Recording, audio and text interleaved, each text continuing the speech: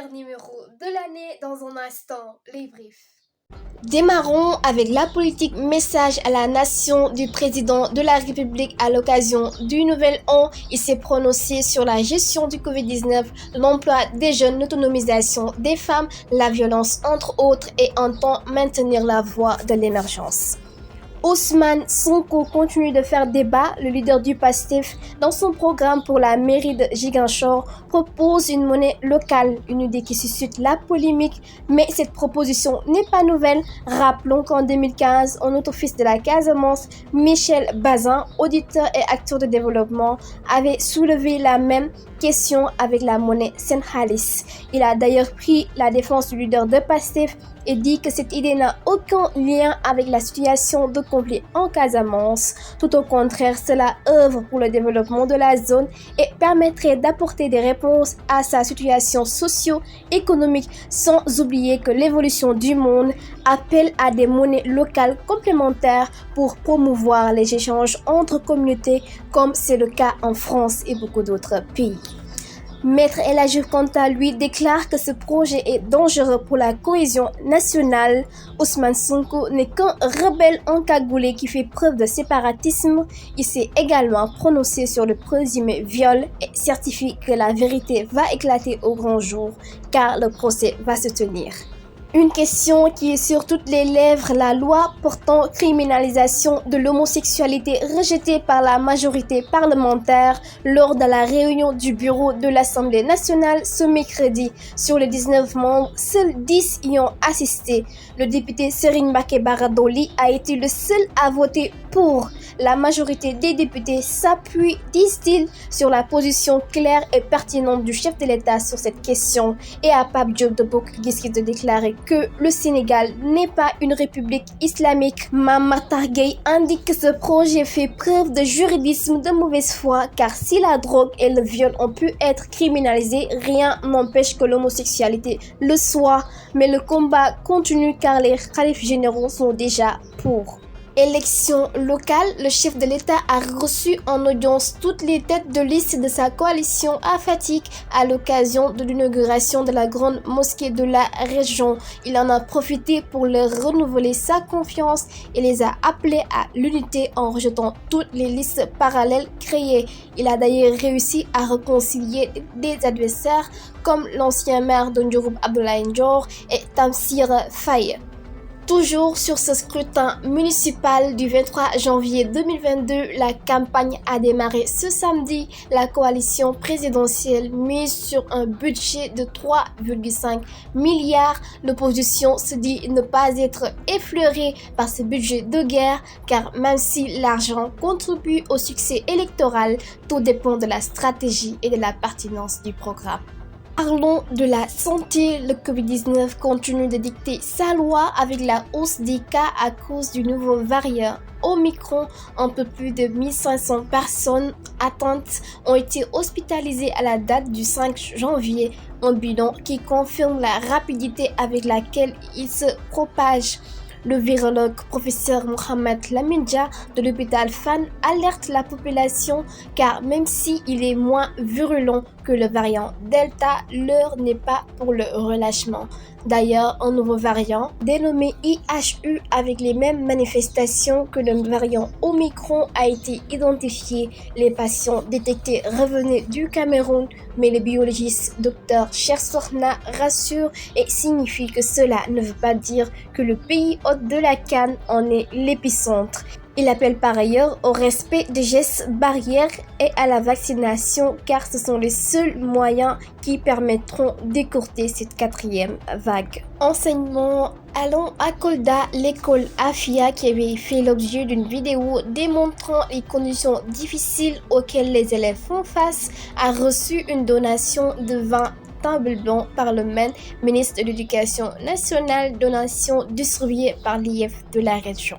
Par ailleurs, aucune sanction ne sera tenue à l'encontre de la directrice accusée d'être à l'origine de cette vidéo. Le SAEMS et le CUSEMS toujours en mouvement, ils ont observé 2 jours de débrayage et réclament la matérialisation des accords de 2018 et déplorent entre autres les lenteurs administratives et la désarticulation du système de rémunération.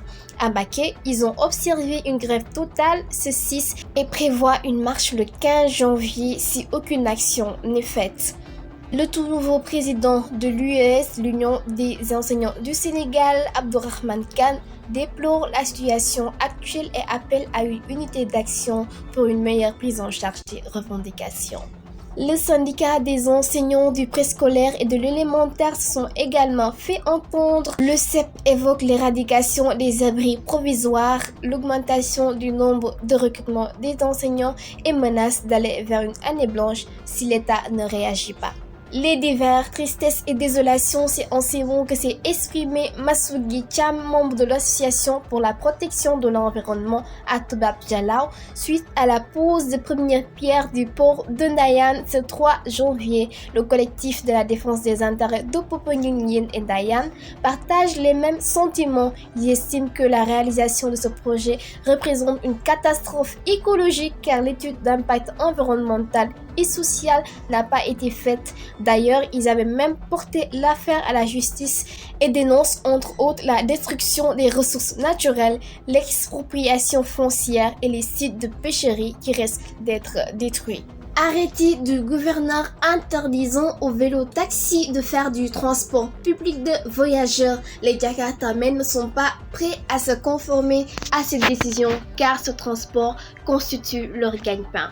Journée de nettoiement. Bossousset à Saint-Louis, 28 points de décharge ont été nettoyés et réaménagés. Le ministre de l'Urbanisme, du Logement et de l'Hygiène publique, Abdoulaye Seydou Sow, a annoncé le recrutement de 200 nouveaux agents à cette occasion pour renforcer le dispositif dans la ville. Le Sénégal a encore perdu un de ses fils, Pape Ali Gueye, homme d'affaires, patron des entreprises Mina Distribution et Excelec, décédé ce samedi dernier. En France, il a été inhumé ce mercredi à Tivaouane, que la terre lui soit légère. Le 6 janvier, une date qui rappelle la cruauté de l'homme, 4 ans jour pour jour après le massacre de Bofa-Bayotte où 14 bûcherons avaient été tués, le dossier juridique de cet événement douloureux semble aux oubliettes. Les familles des victimes se remettent toujours pas des conséquences sociales de cette journée dramatique et réclament justice. Les présumés coupables, toujours en détention depuis cette affaire, et sont dans l'attente d'un procès. Ils ont même à plusieurs reprises observé une grève de la faim. La suspension de la taxe à l'exportation de l'arachide décidée par le chef de l'État en Conseil des ministres, le COPEGA, collectif des producteurs exportateurs des graines d'arachide, et la Sonacos s'en réjouissent. Cette dernière informe que cette mesure n'aura pas d'impact sur les huiliers et sur le capital semencier. Après, les ASP de Dakar, ceux de Louga se sont fait entendre. Lors de leur conférence de presse, ils ont étalé les difficultés qu'ils rencontrent avec des salaires dérisoires et veulent que leur statut soit révisé. La direction générale de l'Agence d'assistance à la sécurité de proximité a annoncé des mesures pour faire revenir l'ordre et la discipline. Pour Babacar Ba, le secrétaire général, les ASP ont violé l'arrêté fixant leur statut qui leur interdit tout mouvement de grève et appelle à la retenue. Kayar va bientôt abriter la maison de Serigne Touba. Le khalife général des Mourides, Serigne Mountakha Mbacké, a envoyé des émissaires afin qu'ils réhabilitent le site où le vénéré guide religieux avait séjourné en 1882. Les travaux vont démarrer ce dimanche. Sport à présent, lutte avec frappe, les amateurs se sont prononcés sur les matchs nuls et les victoires par avertissement qui deviennent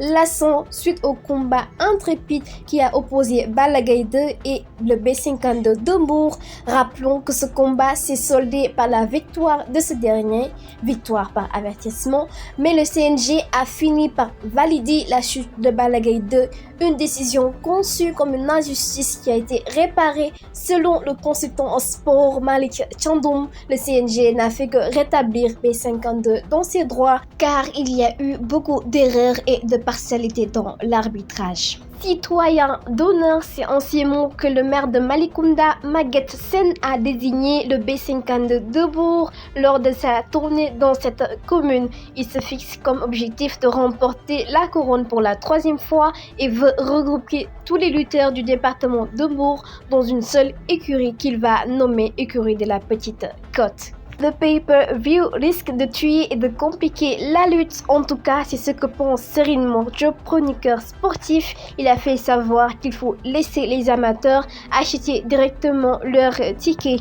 Après la lutte, passons au football 100% Cannes. Les Lions ont reçu le drapeau national des mains du chef de l'État qui les a boostés lors de cette cérémonie. Il a fait savoir que le challenge, ce n'est pas de se qualifier en finale, mais de la remporter. Et El Hadji Diouf de répliquer que la plus grande pression, c'est de recevoir le drapeau national pour aller représenter son pays.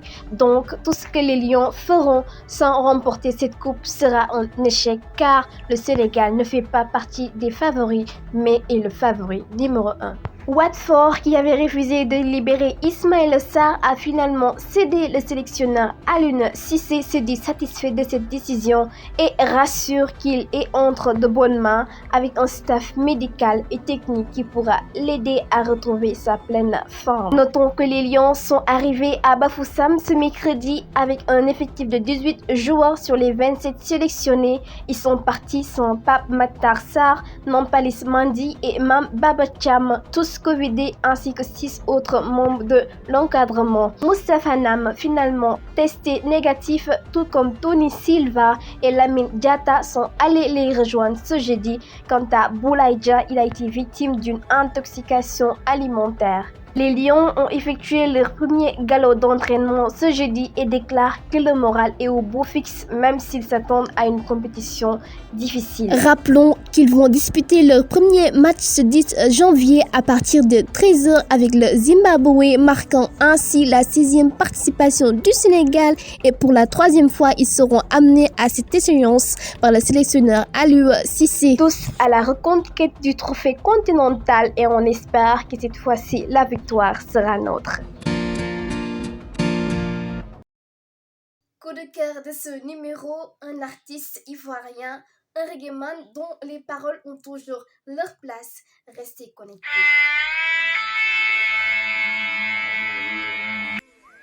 Et oui, Alpha Blondy de son vrai nom, Seydou, connaît focus sur son sound, les salauds. Les salauds ont mis le feu au paradis.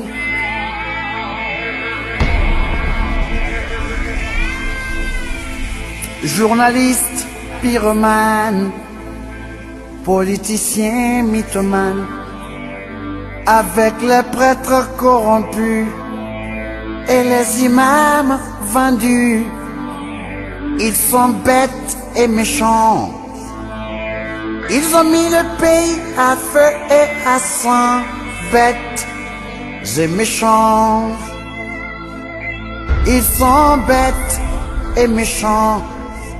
Ils ont mis le pays à feu et à sang, bêtes et méchants. Ils s'en foutent de toi et moi. Ils s'en foutent de toi et moi. Ils s'en foutent de nos parents. Ils s'en foutent de nos enfants. Les salauds ont mis le feu à mon paradis. Ces salauds ont mis le feu au paradis. Ces salauds ont mis le feu à mon paradis. Les salauds ont mis le feu au paradis. Les salauds ont mis le feu à mon paradis. Ces salauds ont mis le feu au paradis. Des paroles qui reflètent la situation actuelle de l'Afrique en général, du Sénégal en particulier. Et c'est ce qui met un terme à ce numéro. Si la vidéo vous a plu, merci d'aimer, de partager. N'oubliez surtout pas de me laisser vos commentaires. À bientôt pour un autre numéro.